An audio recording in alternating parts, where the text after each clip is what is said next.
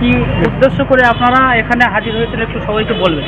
আজকে বিশেষ করে আজকে 28শে রমজান, প্রত্যেক বছর নয় এবছরও বসিরহাট মাওলানাবাগ দরবার শরীফের তরফ থেকে 28শে রমজানে আমরা ইফতার মাহফিলে আয়োজন করেছিলাম। আমাদের এখানে উপস্থিত হয়েছেন আমাদের জেলার চেয়ারম্যান, আমাদের খুব কাছের মানুষ, যাকে সবসময় হাঁকে ডাকে আমরা পাই। আমাদের সরস কাকু এসছেন, আমাদের কৌশিক আঙ্কেল আছেন, আমাদের সবসময় যারা আমাদের পাশে থাকেন, আমাদের অরিন্দম কাকু আছে, আমাদের ওয়ার্ডের কাউন্সিলর থেকে শুরু করে আমাদের তৃণমূল মেশকাত ভাই থেকে শুরু করে সকলে আমাদের দরবার শরীফে এসছেন। আজকে আমরা খুবই আনন্দিত, যারা এসছেন, মেহমান যারা এসছেন তাদেরকে আমি অসংখ্য ধন্যবাদ জানাই। আগামী দিনে এর থেকে বড় প্রোগ্রাম ইনশাল্লাহ আমরা করব। 30 রমজান যদি হয় তাহলে আগামী বৃহস্পতিবার ঈদ পড়ছে, দেশবাসীর উদ্দেশ্যে আপনি কি শুভেচ্ছা দেবেন একটু বলেন।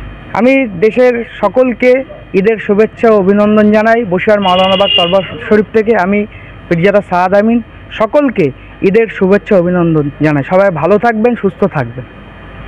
সরোজ কাকু, আপনি আজ এখানে আসলেন বসিরহাট মাওলানাবাগ দরবার শরীফে এসে আপনার কেমন লাগলো, আপনার অভিজ্ঞতাটা একটু বলবেন। খুব স্বাভাবিকভাবে মাওলানাবাগ দরবার শরীফ আমাদের কাছে একটা তীর্থক্ষেত্র, সব মানুষের কাছে তীর্থক্ষেত্র। সেই জায়গায় এসে আমরা আজকে এই যে অপেক্ষা করছি, আজকে দেখলাম যে রোজদার মানুষেরা তারা ছিলেন, তারা অপেক্ষা করছেন যে খুশির ঈদ শুরু হবে আর দুদিন পরেই। যদি 30 রোজা হয় দুদিন পরে হবে, আর 29 রোজা হলে আগামীকাল পরেই আমরা খুশির ঈদ হবে।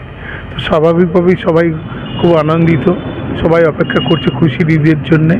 এবং এখানে আমরা পীরজাদাদের সহযোগে আমরা ইফতার পার্টিতে ছিলাম, আমরা সেখানে ছিলাম, আমরা দেখেছি মানুষের যে খুশি, সেই খুশিটাকে আগামী দিনে মানুষ সুস্থ থাকুক, ভালো থাকুক, তারা আনন্দের কাটাক এবং ঈদ সবার ভালো হোক, এইভাবেই এই বক্তব্য আমাদের করার। ধন্যবাদ আপনাকে এখানে এসে আপনার মূল্যবান বক্তব্য দেওয়ার জন্য।